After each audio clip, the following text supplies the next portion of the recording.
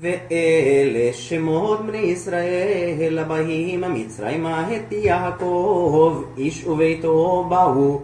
Parashat Chukat. Donc on est dans le livre des nombres et la Parashat Chukat commence au chapitre 19.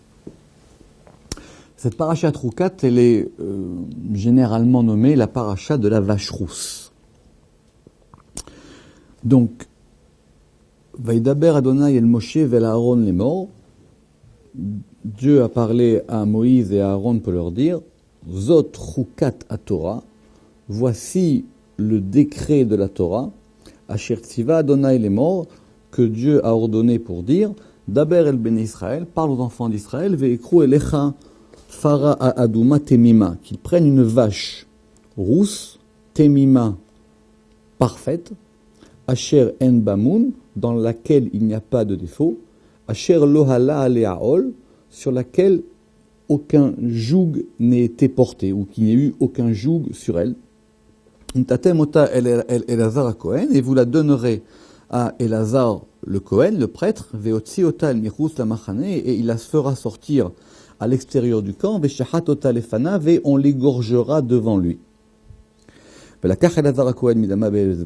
il prendra de son sang avec son doigt, Veiza el nochar peneo el moed, et il aspergera face au El Moed, la tente d'assignation ou la tente de rendez-vous, midama du sang de cette vache, Sheva Parmim, Vesaraf et Tapara, et on brûlera la vache, Lehenav, devant ses yeux, et Ora vet Besara, sa peau et sa chair, vet Dama et son sang, Al Pirsa Yisrof, et avec même ses excréments, c'est-à-dire qu'on va la brûler complètement, sans la vider avant, Velakara Kohen Eretz, et le Kohen prendra Etz Erez, du bois de cèdre, Vehezov, et de l'hysope, ou Shinitolaat, de la laine écarlate, ou en général du vermillon, c'est un élément qui permettait de donner de la couleur rouge, Veishlich El Tor Serefat Apara, et il le jettera à l'intérieur du feu, où la vache brûle, Vechibet Begadava Kohen, Verachas Verachas Besaro Bamaim, et le Kohen brûlera, il trempera son vêtement, et il sera impur. La suite des versets qui expliquent ça nous décrivent donc un élément particulier dans la Torah, qui est le fait de brûler une vache rousse, selon un ordre et des lois qui sont très clairs dans la Torah, et qui va permettre de purifier les gens. La particularité connue, c'est que toute personne qui touchera au processus de purification, donc le purificateur, deviendra impur. Et toute personne qui sera impure et qui aura passé le processus de purification deviendra pure.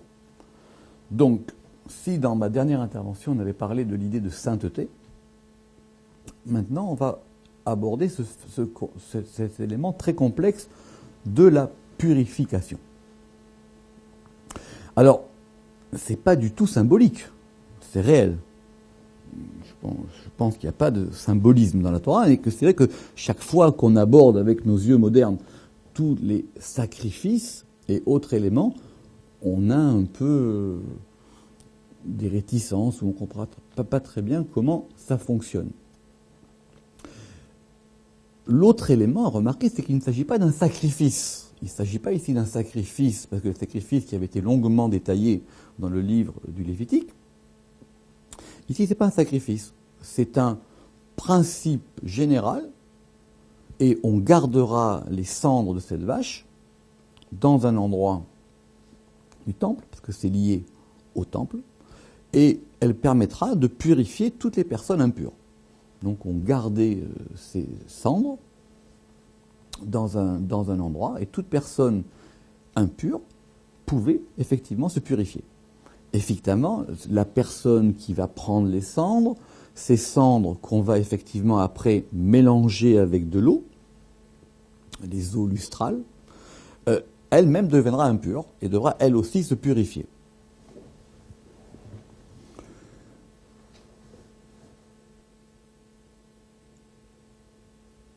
Rashi a tout de suite une question difficile. C'est-à-dire que dans Rashi, vous savez que Rashi donne les réponses, mais il donne les réponses à des questions qui se posent lui-même. Et tout l'art de l'étude de Rashi, c'est de comprendre quelle est la question que Rashi s'est posée, pour pouvoir effectivement mettre son commentaire. Alors, n'oubliez pas que cet élément a été nommé par la Torah par Zot, voici, donc on désigne, Chukat. Chukat. Alors, Chukat, c'est un terme particulier. C'est pas un commandement, parce qu'un commandement, c'est une mitzvah. C'est pas un jugement, c'est-à-dire que ce sont toutes les lois qui vont dire, si une personne fait ça, donc le jugement fait que on appliquera telle ou telle loi. C'est ce qu'on appelle un chukat, qu'on traduit en général en français, de façon assez bonne, par un décret. Donc ceci est un décret, Zot chukat, voici le décret, chukat à Torah, le décret de la Torah.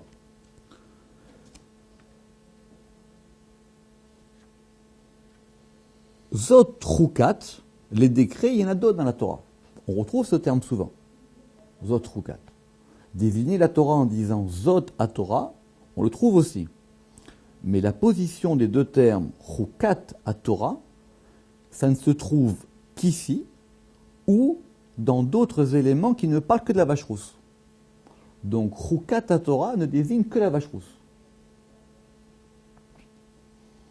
Ça veut dire le décret de la Torah. Or évidemment, ce terme est évidemment ambivalent. Ça veut dire quoi? Est-ce que c'est un décret de la Torah?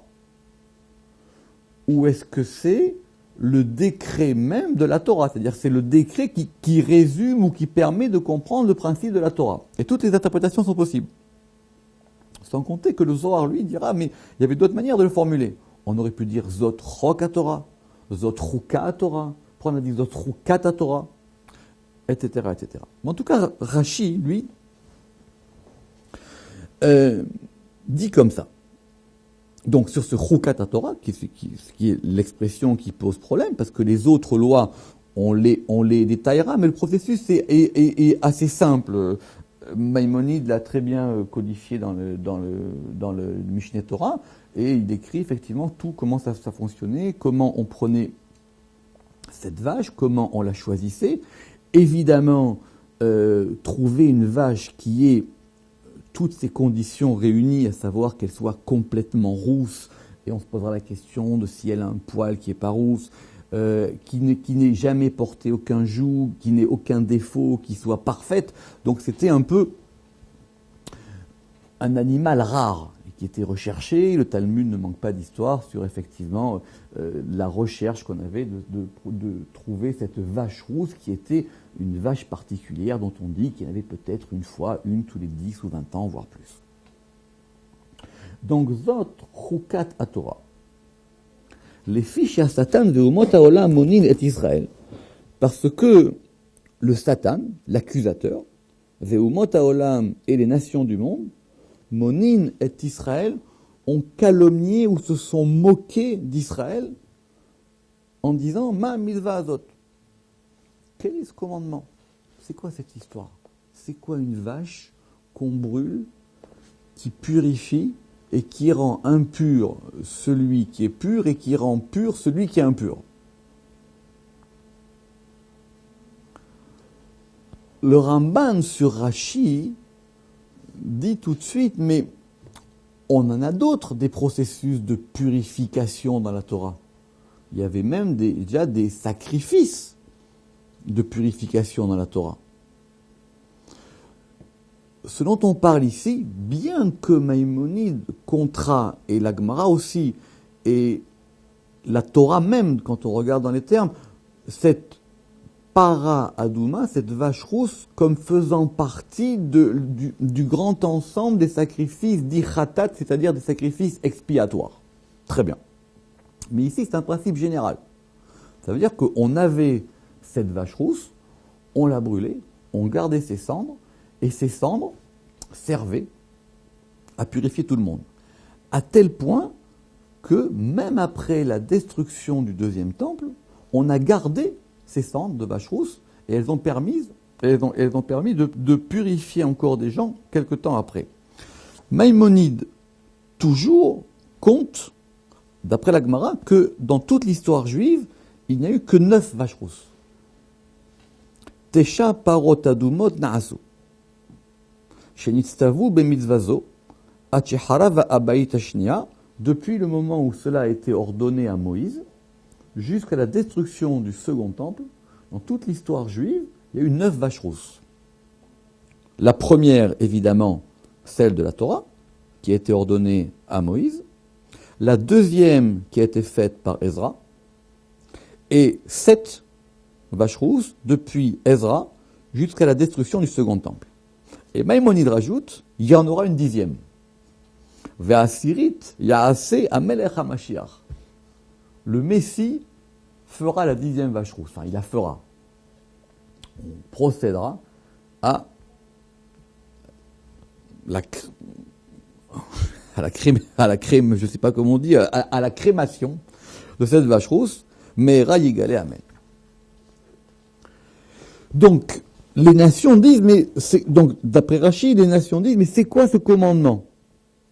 Alors que le processus de purification n'est pas forcément en compte ici, c'est ce principe général de purification. Ou mata'am yeshba. Et quelle raison y a-t-il? Les fichar ktavbat chuka. Et c'est pour ça que la Torah a dit que c'était un décret. Comme si l'idée de décret, dans le décret, on entend une décision. Ça veut dire ne cherchez pas à comprendre. C'est quelque chose d'incompréhensible. Beaucoup d'histoires qui disent que ce secret de la vache rousse, il est impossible à comprendre, que même le roi Salomon a essayé de la comprendre et qu'il n'a pas réussi. Gzerahi milefanai. C'est un décret devant moi. Ve'en lecha reshut le'arer acharea. Et personne n'a la permission de le remettre en question ou le'arer de le cogiter, de vouloir trop l'approfondir. Alors, comme je disais, on ne peut pas s'en sortir avec des éléments métaphoriques ou symboliques. Parce que les sacrifices, qui occupent une grande partie de la Torah, c'est un élément réel. C'est un élément réel. C'est pas symbolique. On prend un animal, et réellement, on l'égorge, et réellement, cette vache rousse, on va la brûler, et en la brûlant, on va rajouter les ingrédients dits par la Torah, et on va la garder, et elle va permettre de purifier. Alors peut-être que la question fondamentale, c'est pas la question de la vache rousse, c'est la question de la purification. On avait parlé la dernière fois de la notion de sainteté. Être saint. Et la notion de sainteté ne suppose pas vraiment de contraire. C'est-à-dire que la sainteté, c'est un ajout, c'est un surplus par rapport à un état. On est saint ou on n'est pas saint. Mais la pureté, elle, est un élément contraire à l'impureté. On sent bien qu'il y a une dichotomie positive-négative. Soit on est pur, soit on est impur. Et même en français, ce que l'hébreu n'a pas, c'est que l'impureté, c'est l'absence de pureté. C'est-à-dire qu'on entend bien que ce qu'on vise, c'est ce degré de pureté qu'on a perdu. On était pur et on ne l'est plus, comme si l'état naturel était la pureté, et un déficit ou un manque a amené un élément qui s'appelle l'impureté. Cette question, pour comprendre d'abord ce principe de pureté et d'impureté, qui est écrit dans la Torah. Alors, les lois de pureté et d'impureté sont effectivement déjà bien détaillées dans la Torah. Elles sont reprises évidemment par le Talmud. Sans rentrer trop dans les détails, le principe général, c'est que il y a des éléments qui, soit par contact direct, soit par approche, soit par environnement, vont apporter de l'impureté sur une personne. Donc cette personne pure devient impure. L'exemple le plus classique et le plus général de l'impureté, c'est la mort. À savoir qu'une personne vivante est animée de vie, en mourant, le corps lui-même devient impur. Et non seulement ça devient impur, et toute personne qui s'approche, ou qui touche, ou qui est en contact, ou qui rentre en proximité selon les différentes règles, va devenir impure. C'est qui est d'ailleurs la raison pour laquelle les prêtres, les kohanim, qui eux sont astreints à un degré de pureté supérieur à ceux du peuple, ne peuvent pas rentrer dans un cimetière. Mais la pureté n'est pas un état fixe, puisque c'est un état duquel on peut sortir. On peut sortir de cet état. Et donc, on va purifier. La purification la plus connue dans la Torah, c'est la purification par l'eau. Et tous les processus de purification se terminent tous par une immersion. Tous. À chaque moment qu'il y a une impureté, il y a un processus, mais le processus va terminer par une immersion dans un endroit qu'on nomme dans la tradition et qui s'appelle le mikvé, mais qui peut être en même temps toute source d'eau vive. L'idée étant que se reconnecter à une eau qui soit en contact direct avec une source ou avec la mer ou l'océan ou un fleuve ou qui soit dans la pureté va redonner des forces de vie. Très bien. Ça, c'est le principe général. Maintenant, qu'est-ce qui se passe dans cette vache rousse-là? Alors, effectivement, toutes les explications métaphoriques ou symboliques sur le pur qui est pur ou sur l'impossible, etc., ne fonctionnent pas. Parce que sinon, ça serait sortir de la Torah et considérer ça comme un texte métaphorique. Ce qui n'est pas, c'est un texte réel. C'est pas symbolique. Puisqu'effectivement, tant qu'il n'y a pas de vache rousse, eh ben, nous sommes tous impurs. Nous sommes tous impurs.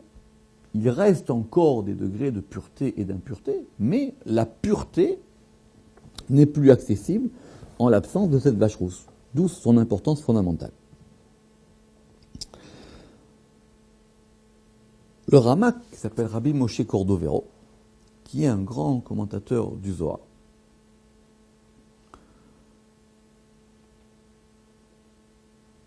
va essayer d'apporter une explication. Et une explication qui prenne en compte l'élément direct de la chose. Alors d'abord, évidemment, on va prendre un peu de temps pour lire ça. Il met en garde, il dit effectivement, il est vrai que ça fait partie des décrets de la Torah, voire même des secrets de la Torah. Donc même dans le sens littéral, c'est quelque chose sur lequel il n'y a pas vraiment d'explication.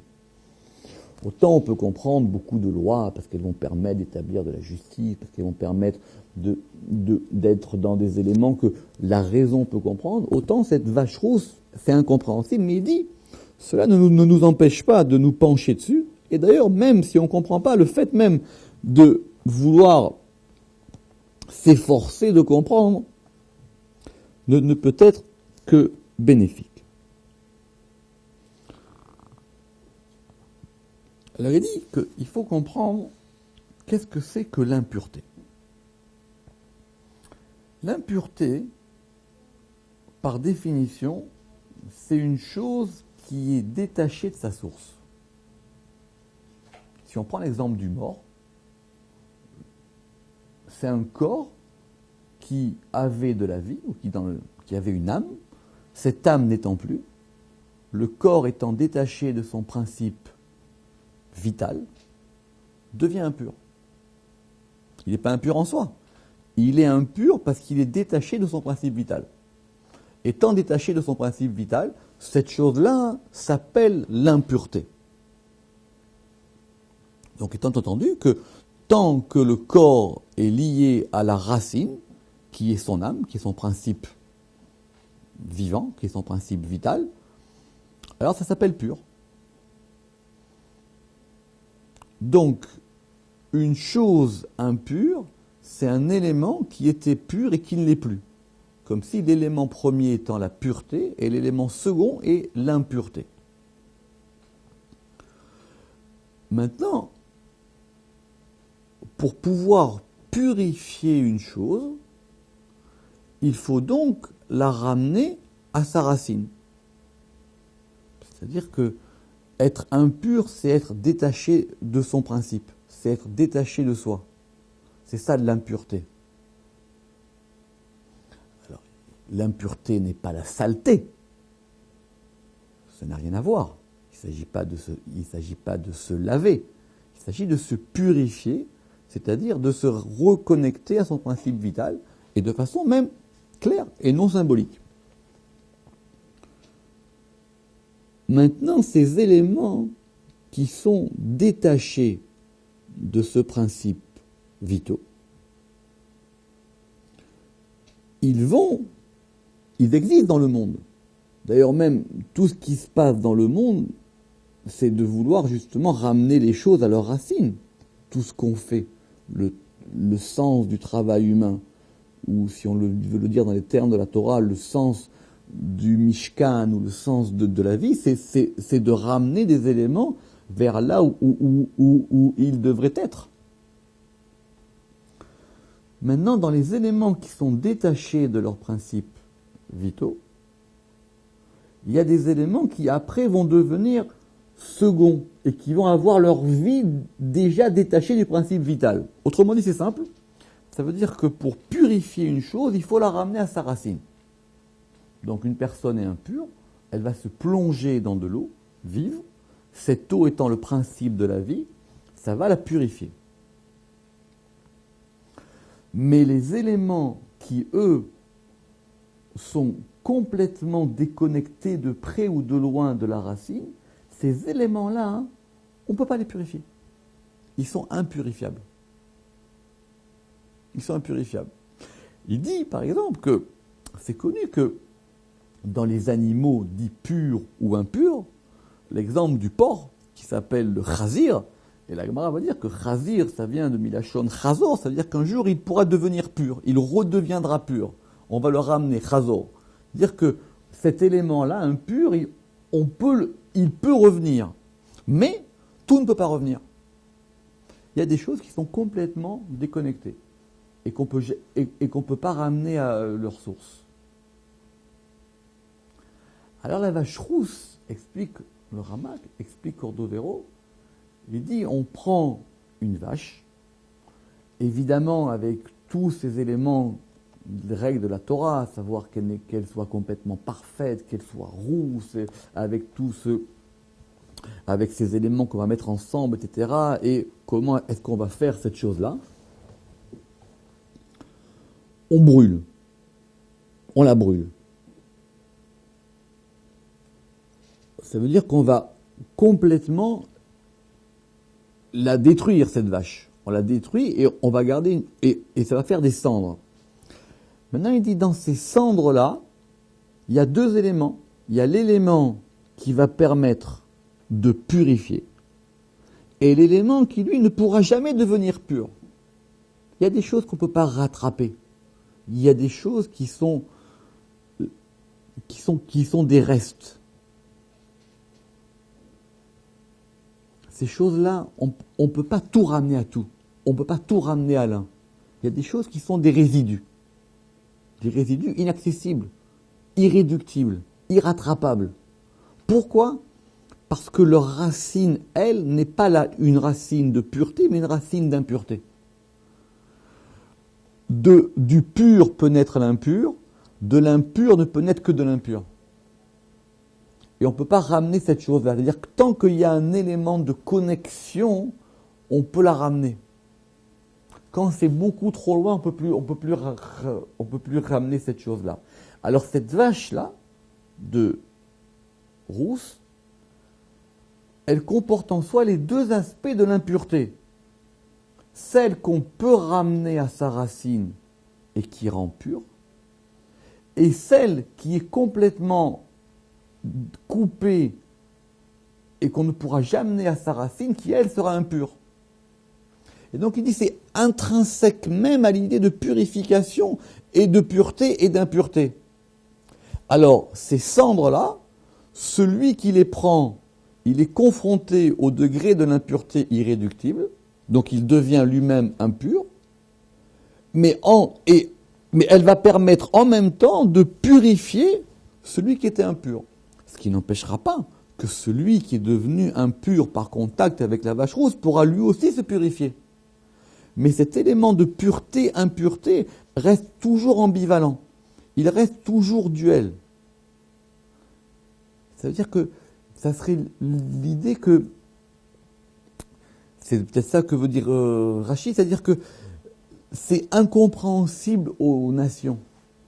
C'est ça que la question de Ramban sur Rashi, il dit, mais il y avait déjà des sacrifices de pureté et d'impureté. Il dit, cette chose-là, elle est incompréhensible. Les gens ne peuvent pas la comprendre. C'est ça le sens de Zot Rukat Torah. C'est un décret de la Torah elle-même. C'est-à-dire la Torah elle-même, qui est ce principe de pureté et d'impureté, elle comprend les deux éléments. C'est à la fois une Torah, un enseignement, et à la fois un décret. C'est ça la contradiction de ces deux termes. Et c'est à ça qu'a essayé de vouloir comprendre Rashi.